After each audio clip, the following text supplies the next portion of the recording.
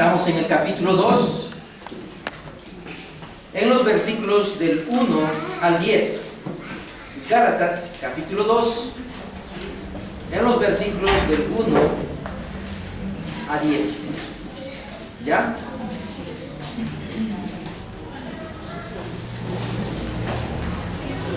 ¿Ya? ¿Todos tenemos Gálatas? Capítulo 2, del 1 al 10.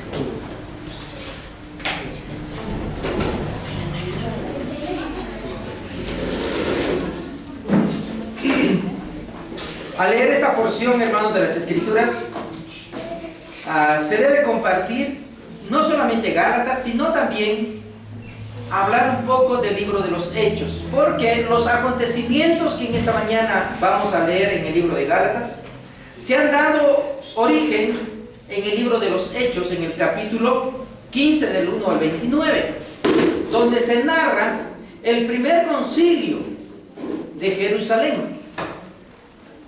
Y es donde se brinda el escenario para estos versículos que el apóstol Pablo está hablando en el capítulo 2 del 1 al 10. Entonces, en algún momento vamos a volver al capítulo de Hechos, capítulo 15, pero vamos a leer este pasaje de Gálatas, capítulo 2, del 1 al 10. Después, pasado 14 años, subí otra vez a Jerusalén con Bernabé, llevando también conmigo a Tito. Pero subí según una revelación, y para no correr o haber corrido en vano, expuse en privado a los que tenían cierta reputación el evangelio que predico entre los gentiles. Mas ni aun Tito, que estaba conmigo, con todo y ser griego, fue obligado a circuncidarse. Y esto a pesar de los falsos hermanos introducidos a escondidas, que entraban para espiar nuestra libertad que tenemos en Cristo Jesús, para reducirnos a esclavitud, a los cuales ni por un momento accedimos a someternos, para que la verdad del Evangelio permanezca con vosotros. Pero de los que tenían reputación de ser algo, lo que haya sido en otro tiempo, nada me importa. Dios no hace acepción de personas. A mí, pues, los de reputación nada nuevo me comunicaron. Antes, por el contrario, como vieron que me había sido encomendado el evangelio de la incircuncisión, como a Pedro el de la circuncisión, pues el que actuó en Pedro para el apostolado de la circuncisión, actuó también en mí para con los gentiles. Y reconociendo la gracia que me había sido dada, Jacobo, Cefas y Juan, que eran considerados como columnas, nos dieron a mí y a Bernabé la diestra en señal de compañerismo, para que nosotros fuésemos a los gentiles y ellos a la circuncisión.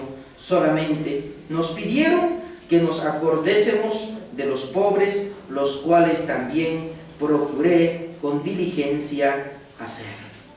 Hermanos, esta porción de las Escrituras, nuevamente vuelvo a decir, que está muy relacionado a los acontecimientos en la iglesia de Jerusalén. Está vinculado al concilio, a la primera reunión de líderes de las iglesias, porque aquí dentro del contexto de Gálatas había un gran problema de la que los hermanos estaban discutiendo, porque aparentemente habían dos lenguajes o dos mensajes que se estaba comunicando. El mensaje que Pedro comunicaba acerca de la ley y la circuncisión, o el evangelio de la circuncisión, y el apóstol Pablo predicaba el evangelio de la incircuncisión. Estos dos mensajes aparentemente eran opuestos y aparentemente estaba disgregando a la iglesia en dos partes. Y el apóstol Pablo dice, como dice el versículo 2, pero subí según una revelación. Este problema no era pequeño, hermanos, era un problema grande, era dos mensajes. Y recuerden, en el mismo capítulo 1, Pablo hablaba que no había otro evangelio, sino que había un solo evangelio. Pero ambos líderes, como Pedro, Jacobo y otros más, que también se identificaban con Pablo y aprobaban lo que Pablo predicaba, estaba predicando otro mensaje, que él era de la circuncisión, el evangelio de la circuncisión. Y Pablo por Siria y Cilicia estaba predicando el evangelio de la incircuncisión. Aparentemente dos evangelios. Y así no podía continuar el crecimiento de la iglesia. Es como si yo predicara un mensaje y vendría el hermano Scott, otro pastor de la iglesia, y predicara otro mensaje, quizás parecido o diferente en algunas cosas, pero que aparentemente traerían contradicción. Y esto confundía a la iglesia, confundía a los nuevos creyentes. Ese era el problema.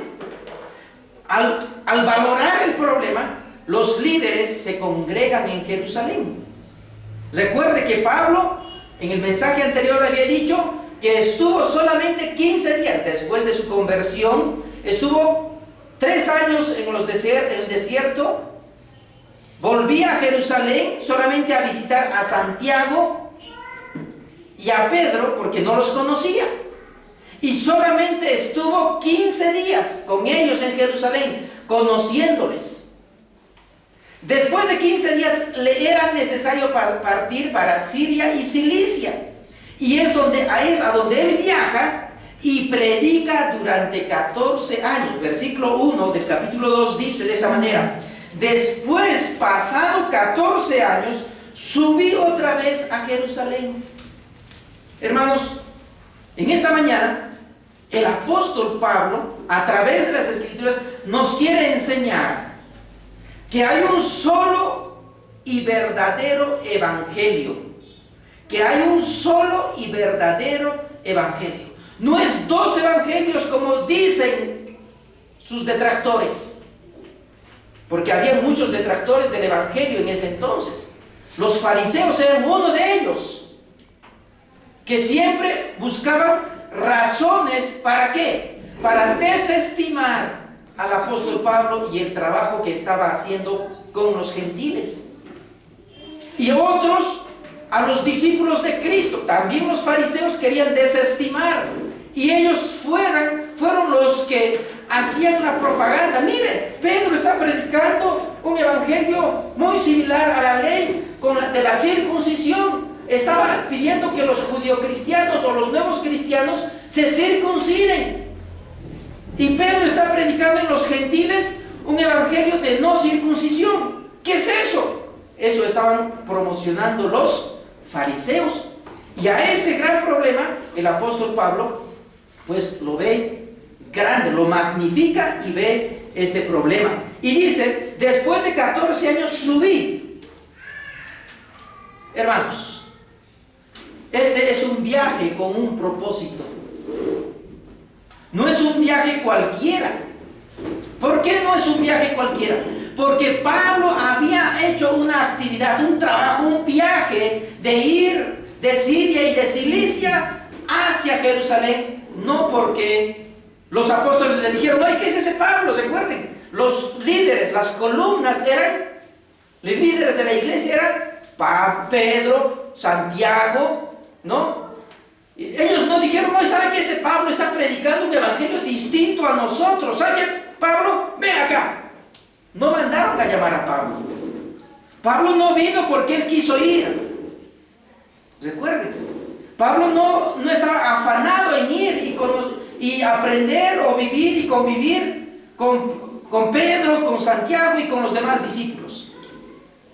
Pablo fue ante ellos recibiendo una revelación de Dios, porque el tema de discusión era un tema de mucha importancia. Eso fue en ese entonces. Eso fue el panorama que Pablo estaba mirando. Y él no podía ir bajo su propia voluntad. Él no podía ir y contradecir a los líderes de la iglesia.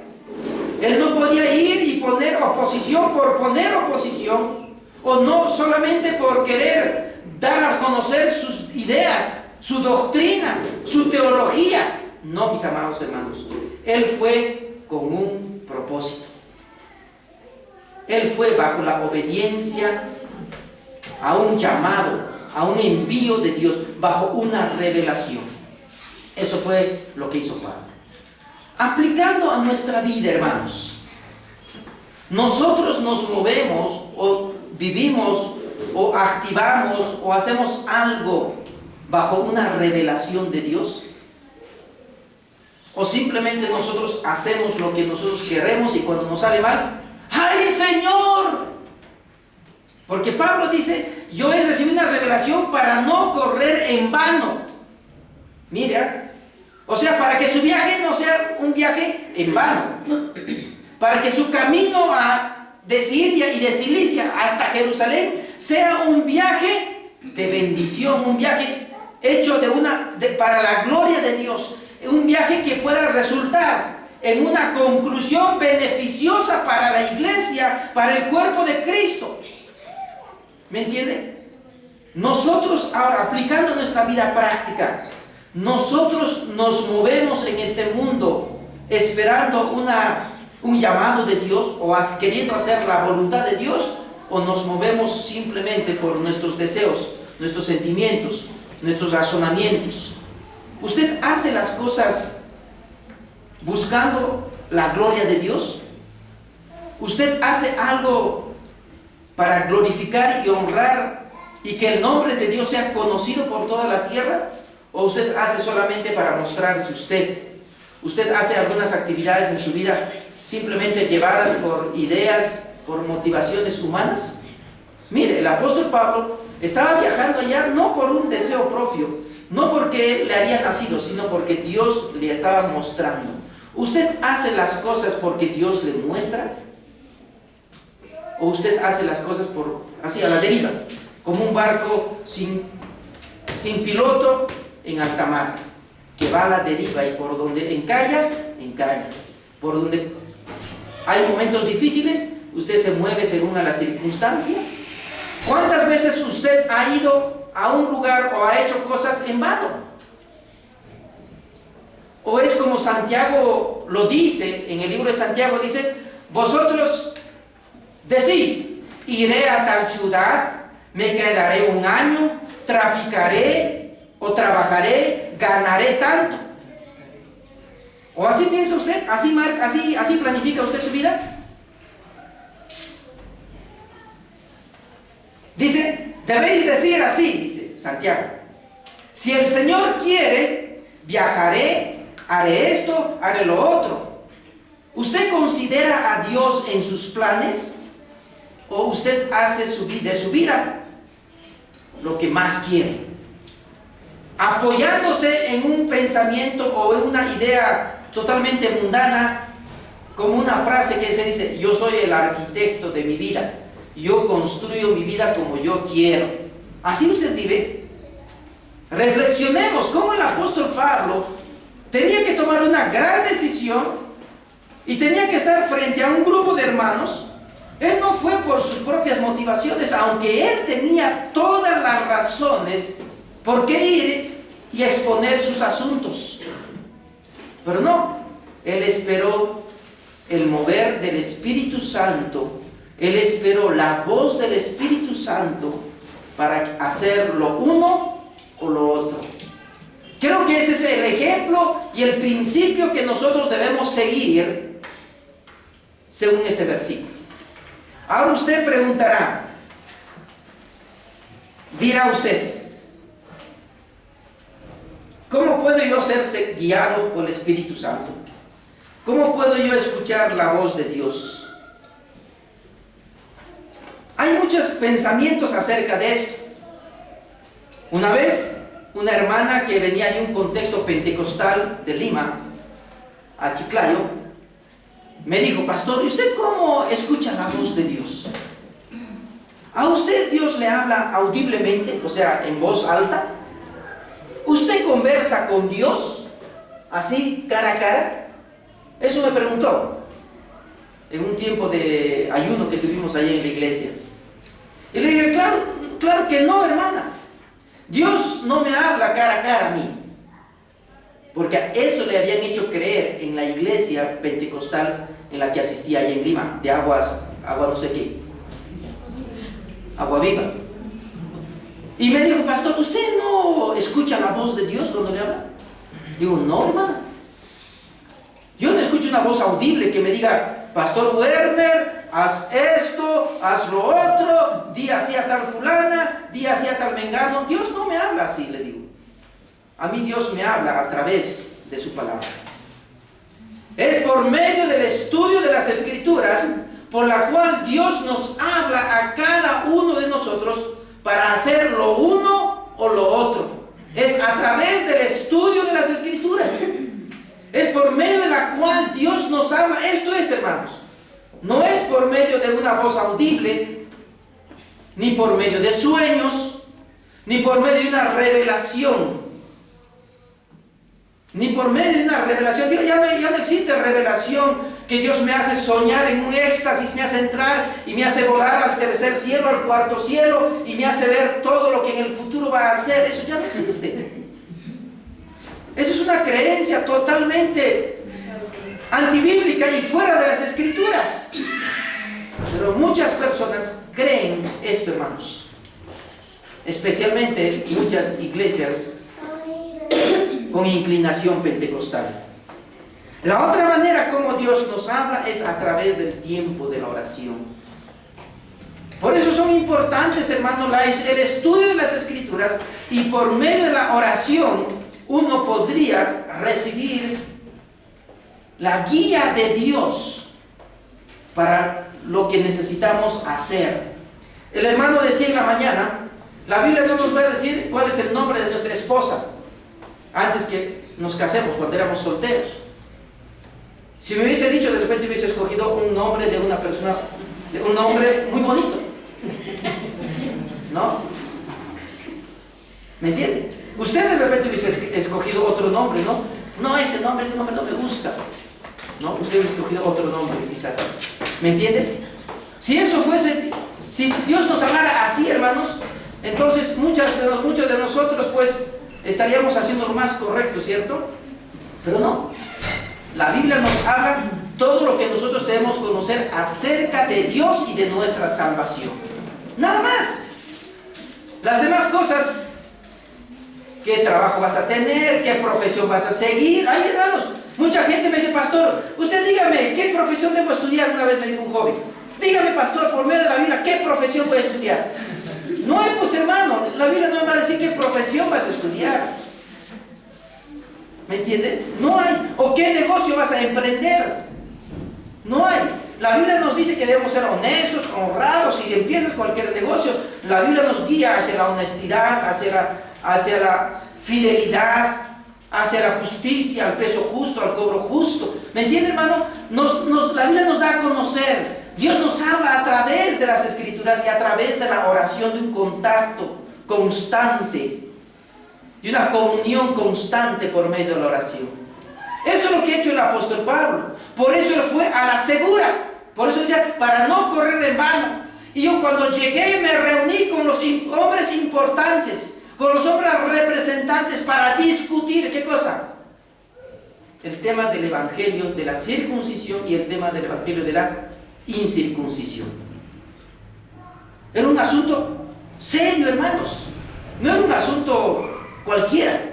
Entonces, mi amado hermano, nosotros debemos guiar nuestra vida de acuerdo al obrar de Dios, de acuerdo a su voluntad, porque todo el mundo quiere hacer la voluntad de Dios. Todos queremos hacer la voluntad de Dios. Esta mañana decía a la hermana, le decía: si yo tuviera en un libro toda nuestra historia futura, ¿tú qué harías? Si yo no tuviera eso, ese libro, accedería a ese libro, ¿qué haría usted? Yo creo que usted vendría todos los días muy temprano a preguntar qué va a pasar el día. Pero no lo tengo. Ese libro lo tiene Dios. Usted debe consultar a Dios a través de la oración. A través de la oración. Entonces, para que el viaje que usted hace, que el apóstol Pablo hizo en ese entonces, porque estaba llevando a discutir dos cosas importantes, ¿cierto? Recuerden, la circuncisión era de los judíos, era una ley judía, y la incircuncisión era, ¿no? El no circuncidarse, era un mandato para los no gentiles, para los gentiles, y la circuncisión era mandato para los judíos. Y Pablo, guiado por el Señor, ¿qué hizo? En el versículo 3, mira lo que hizo, para que esto fuese contundente, ¿qué hizo? Mas ni aun Tito, que estaba conmigo y con todo, y ser griego, fue obligado a circuncidarse. En el versículo 1 dice, con quienes había ido a esa reunión tan importante donde iban a clarificar el tema de la circuncisión. Pablo llevó a un hombre judío como Bernabé y llevó a un hombre griego, ambos de dos poblaciones diferentes. Cuando Dios te manda a hacer algo, hermano, Dios te da las herramientas, Dios te da los elementos para que tú puedas salir victorioso. Pablo no fue, voy a discutir esto. Él no tramó todo. Él no dijo, voy a maquinar, ¿cómo voy a vencer a estos 4 hombres? ¿Cuántos eran los hombres importantes? Eran como 4 líderes de la iglesia. Pablo no dijo, ¿cómo los voy a vencer? ¿Cómo los voy a dominar? ¿Y cómo voy a convencer con mi doctrina y con mis enseñanzas? No, Dios le proveyó a 2 grandes hombres, como a Bernabé y como también a Tito. 2 grandes hombres. Bernabé era un levita de Chipre, ¿no? Su nombre era José, que posteriormente los discípulos lo llamaron Bernabé, ¿no? Que significa hijo del ánimo pronto, hijo del ánimo. ¿Se da cuenta? Y llevó a Tito de un contexto gentil, porque recuerden, la discusión era la circuncisión y la incircuncisión, un mandato para los judíos y un no mandato para los griegos, para los gentiles. Y Pablo fue provisto de estos 2 elementos.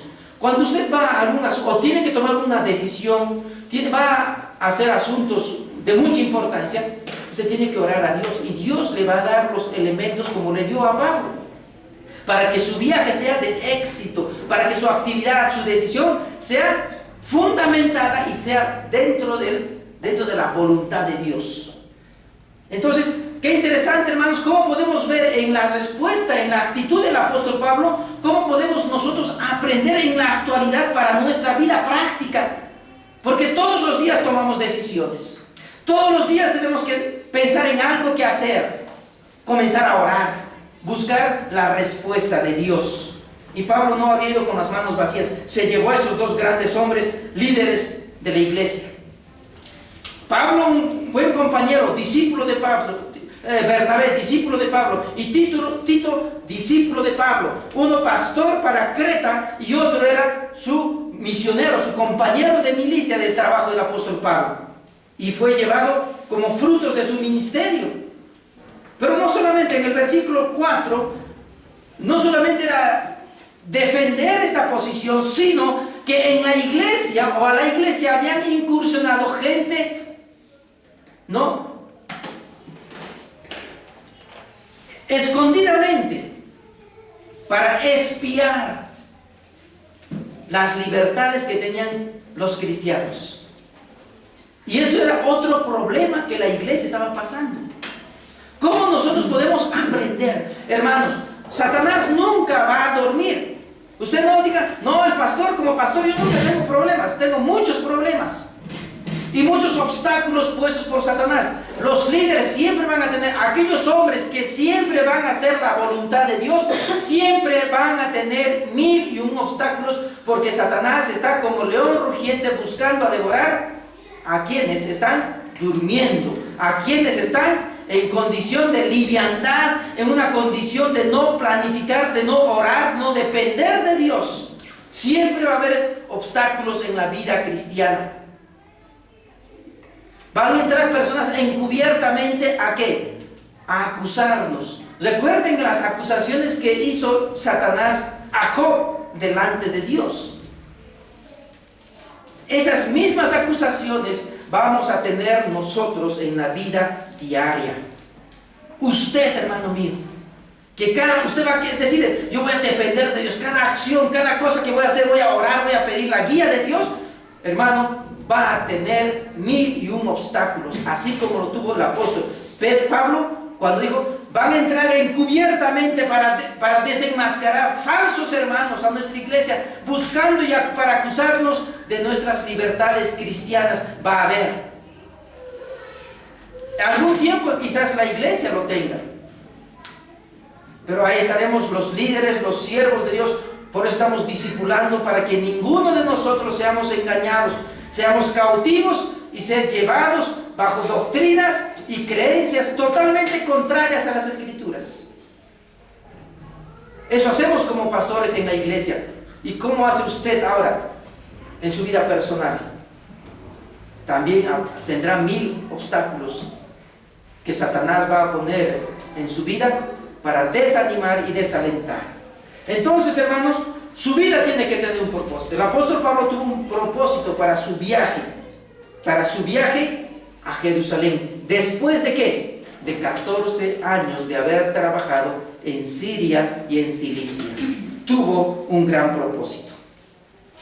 Los versículos 5 al 7 nos va a mostrar el verdadero evangelio que el apóstol Pablo predicaba. ¿Y cuál era ese verdadero evangelio? Dos cosas importantes se destacan de estos dos versículos del 5 al 7. Primeramente, el verdadero evangelio va a prevalecer. Hermanos, si tú predicas el verdadero evangelio, si tú tienes el verdadero evangelio, si tú eres salvado por el verdadero evangelio, tu vida va a prevalecer frente a tantas circunstancias que vivimos en la vida. Si usted cree en el verdadero evangelio, si usted tiene el verdadero evangelio, si usted predica el verdadero evangelio, la palabra de Dios nunca va a regresar vacía, porque va a prevalecer sobre las huestes demoníacas, sobre la inmadurez, sobre los pecados. Aunque pecamos, si tenemos una verdadera creencia, vamos a prevalecer. Vamos a persistir. Es un principio. La persistencia, la perseverancia del cristiano, la constancia. Hay mucha gente que no quiere conocer el evangelio porque dice, no, ¿para qué voy a conocer el evangelio? Porque después de 21 años voy a renunciar. De repente al siguiente año voy a tomar, de repente voy a comenzar a pecar y me voy a alejar del evangelio. ¿Para qué voy a conocer el evangelio? No, yo no quiero meterme a cosas que después voy a salir. No, hermanos, si tú abrazas el verdadero evangelio, si Dios te llama, si Dios te conoció y te llamó, te predestinó, hermano, tu fe va a prevalecer frente a tantas circunstancias. El evangelio que el apóstol Pablo predicaba, hermano, imagínense, hermano, eran 12 discípulos con Matías, 12 discípulos. Y Pablo se sentía el último de los discípulos, como el abortivo. Así se consideraba él. Entonces él decía, uy, frente a estos hombres, yo soy pues algo pequeño. Por eso se sentía pequeño él. Mi evangelio, la predicación que yo predico, pues de repente estos hombres lo van a anular, lo van a tapar y no va a hacer nada. Pero él tenía su confianza en el Señor, que sabía que su palabra, que la predicación que él hacía, hermanos, iba a continuar, iba a vencer a la ley, que era la ley que les esclavizaba, a la ley que los encadenaba y que no podían conocer al Señor de señores. Y él sabía bien claro que su predicación procedía. Recuerden, en los versículos anteriores dijo, yo no recibí el evangelio de ningún hombre, yo recibí el evangelio de Dios mismo. Él decía, yo recibí el evangelio de Dios mismo. Yo fui instruido por Dios mismo y no por ninguno de los discípulos. Por eso él estaba tan seguro que su evangelio que él predicaba, que Dios le había encomendado, era un evangelio que iba a prevalecer. Entonces, mi amado hermano, debemos echar fuera nuestros temores. Ay, pero de repente no voy a poder responder. Ay, de repente voy a aguantar. ¿Cuánto tiempo nomás durará mi fe? No, si tú abrazas el verdadero evangelio, va a prevalecer, hermanos. Y eso se llama la seguridad de vida eterna que produce la verdadera fe o el verdadero evangelio en las personas.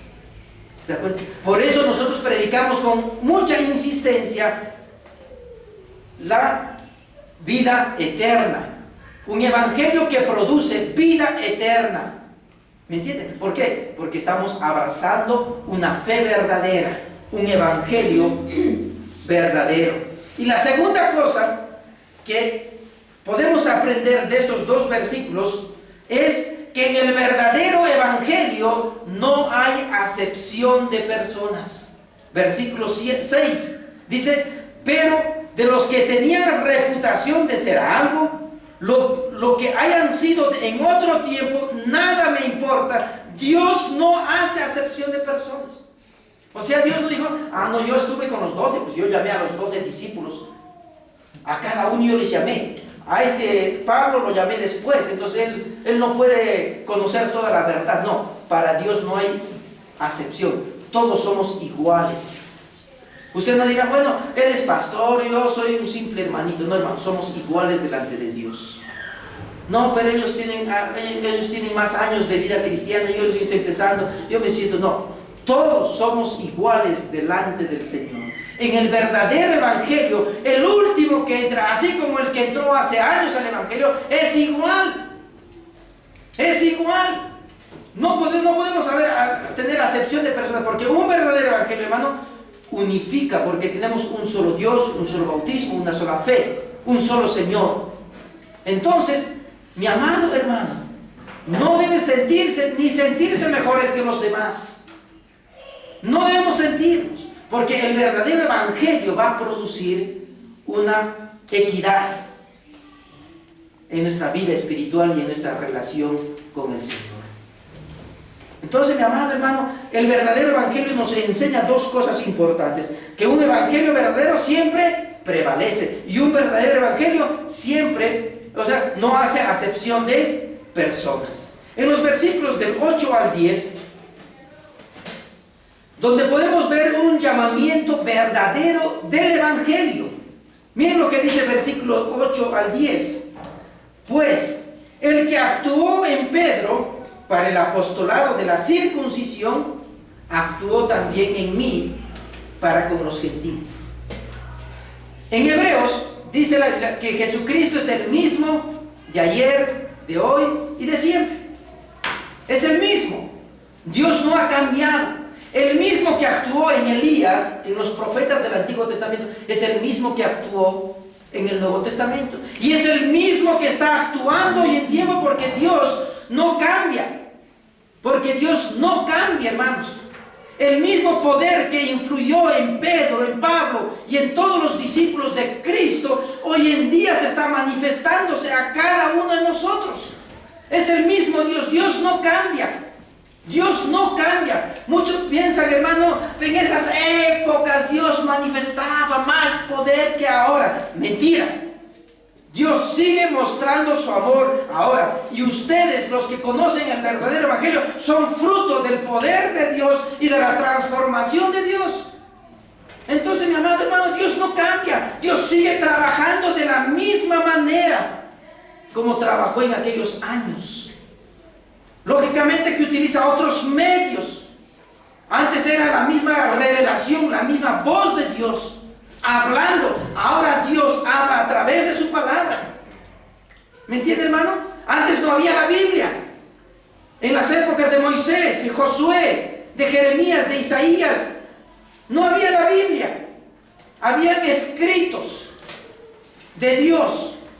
Había una voz audible de Dios. Había revelación de Dios. Pero en estos tiempos Dios nos habla a través de su palabra y de su evangelio. ¿Me entienden? Pero es el mismo Dios manifestando su poder ahora porque Pablo dijo, el mismo que llamó a Pedro para predicar a los judíos, porque Pablo y todos los discípulos, cuando habla de la circuncisión, no es que está hablando solamente de obedecer a la circuncisión, estaba diciendo que Dios les ha llamado a estos hombres para que prediquen a este sector, a este grupo de personas que son los judíos. Dios me ha llamado a mí a predicar a los gentiles. Eso lo está diciendo cuando habla de la circuncisión y la incircuncisión. No está queriendo defender si la circuncisión era una señal, era un signo de obediencia, era un signo de santidad. No está discutiendo eso. Lo que está discutiendo era que el mismo Jesús que ha llamado a Pedro para trabajar con los judíos es el mismo Dios que me llamó a mí para trabajar con los gentiles. Eso es lo que estaba diciendo el apóstol Pablo. Entonces, mis amados hermanos, el mismo Dios que actuó en Pedro, actuó en Pablo, y ese mismo Dios actúa en nosotros hoy en día. Hoy en día no hay diferencia. Eso es lo que quiere decir el apóstol Pablo. No está mostrando que hay diferentes dioses obrando en diferentes épocas, en diferentes años, en diferentes circunstancias. No. Gracias a Dios que la Biblia completa nos muestra a un solo Dios trabajando, obrando a favor de los hombres de esta tierra. La segunda cosa que encontramos en el versículo 8 al 10 es el versículo 9, que el verdadero evangelio es reconocido. Es reconocido. Habían reconocido estos líderes como Jacobo, Cefas es Pablo, como Juan, los habían considerado como amigos. A Pablo y a Bernabé habían reconocido su evangelio. Mira, ¿cómo es, hermano? Imagínense, es fácil cambiar una creencia. Si tú tienes una creencia y yo vengo con otra creencia y te digo, hermano, estás equivocado, ¿te sería fácil? De repente para mí, si yo no oro al Señor y no pido la guía del Señor, te aseguro para mí va a ser muy difícil cambiar los pensamientos de las personas. Pero si Dios me lleva para conversar contigo, y Dios me muestra a través de su palabra, me muestra que debemos conversar sobre un tema que tú y yo podemos estar equivocados, o que uno de nosotros tiene la razón, o usted está equivocada, o yo puedo estar equivocado. Si Dios nos lleva a conversar sobre esos temas, hermano, Dios mismo va a generar, Dios mismo va a producir y proveer sabiduría para que podamos tener un buen entendimiento y reconocer que su doctrina o mi doctrina, alguno de los dos estamos en razón. Y eso es lo que Pablo está haciendo en el versículo 9. Está siendo reconocido. Su evangelio estaba siendo reconocido, su predicación estaba siendo reconocido por estas columnas y baluartes, por estos hombres que eran los pastores, los líderes de la iglesia. ¿Se da cuenta? Entonces, hermanos, un verdadero evangelio siempre va a ser reconocido por la gente. Que la gracia de Dios siempre va a hacer su obra. Dios va a hacer su obra. Usted no diga, ay no, pero yo tengo la razón, pero mejor no le digo nada porque Él sabe más que yo. No, si usted está en la verdad, hermano mío, si usted está en la verdad, tiene los principios bíblicos, hermano, acérquese a esa persona contraria. Porque si usted tiene la verdad, Dios va a dar sabiduría y van a ser reconocidos su enseñanza o su predicación o lo que usted quiere dar a conocer. ¿Me entiende, hermanos? Dios va a hacer eso. Esa es la obra de Dios. Y una tercera cosa, en el versículo 10 encontramos que el verdadero evangelio piensa en todos. No discrimina al pobre, no acepta al rico. Un evangelio, hermano, no dice, tú eres homosexual, no, tú tienes mucho pecado. Tú eres una prostituta, no, a ti no. Para ti tiene que venir Billy Graham, porque él tiene más poder que yo. ¿Me entiendes, hermano? No. El verdadero evangelio predica, acepta a todos, involucra a todos, no discrimina, no hace separación, no resquebraja la sociedad ni las familias. Porque lo que pasa, muchos predicadores y muchos pastores llegan a un hogar y dicen, tú No, tú estás casado con una incrédula, por favor, divórciate. Y hacen divorciar a las parejas. Hacen separación a los hijos. Escápate de tu casa y tú predica el evangelio. ¿No? Separa, rompe el sistema social, el sistema familiar. No, el verdadero evangelio, hermano, agrupa a todos. El verdadero evangelio se predica para todos, no para ciertos grupos. El verdadero evangelio debe ser abrazado por todos y predicado a todos, sin discriminación alguna. Sin discriminación alguna, hermanos. Y Pablo le decía, por favor, cuiden de los pobres, porque supuestamente en esa época el ser pobre era como una condición de menosprecio y de dejadez. Pero hoy en día, hermano, hay otros grupos que la sociedad los hace desgregar. A los homosexuales, a los prostitutas, a los alcohólicos, a los drogadictos. La sociedad los ha puesto aquí. Y la iglesia tiene que ser uno que arrastra, absorbe, predica a esa gente. Para eso Dios nos ha llamado. ¿Y se da cuenta, hermano? El apóstol Pablo no solamente quería mostrar lo que él predicaba y lo que él quería defender. Él quería mostrar un solo y verdadero evangelio, el evangelio de la gracia de nuestro Señor Jesucristo. Aquel evangelio de donde Él nos justificó, Él nos redimió, Él dio su vida en rescate por muchas personas. Aquel evangelio que Cristo Jesús originó desde los cielos y se manifestó en la tierra para salvación a usted y a mí, a judíos, a griegos y a no griegos, a sabios y a no sabios. Ese es el verdadero evangelio por el cual dijo Pablo una vez: yo no me avergüenzo del evangelio porque es poder de Dios para salvación a todo aquel que cree. Ese es el evangelio que usted debe creer. Ese es el evangelio que usted debe abrazar, porque ese evangelio tiene poder para transformar, para cambiar, para hacer nuevas criaturas, para cambiar tu corazón de piedra por un corazón de carne. Ese es el verdadero evangelio que Cristo quiere que usted y yo podamos creer. Es el evangelio de gracia. Es el evangelio donde usted no hace nada y Cristo lo hizo todo por ti. No es como seguir la tradición, donde usted tiene que estar sometido a reglas, a normas, que si usted hace esto, peca, que si usted está esto, estás fuera de la iglesia, que si usted hace lo otro, estás disciplinado, estás en esto, estás en el otro. No estamos hablando de eso, hermanos. Eso es un evangelio fariseísmo, es un evangelio tradicionalismo, es un evangelio no bíblico. Pero la Escritura nos muestra un evangelio de gracia, donde usted y yo no hicimos nada para nuestra salvación. Donde usted y yo simplemente nos arrepentimos frente al llamado de Dios. Creímos el llamado de Dios. Y que Dios sea glorificado y honrado por su vida. Por la respuesta que usted hace a la invitación. Cuando Jesucristo dijo: acercaos a mí, arrepentíos. Y a ese llamamiento usted y yo hemos hecho oído. Y si usted todavía no entendió el evangelio, si usted todavía no conoció a Cristo, creo que debe obedecer al llamamiento del arrepentimiento y de la fe en Cristo Jesús. Y que Dios sea honrado por su respuesta, por responder de manera positiva al llamado que Dios está haciendo.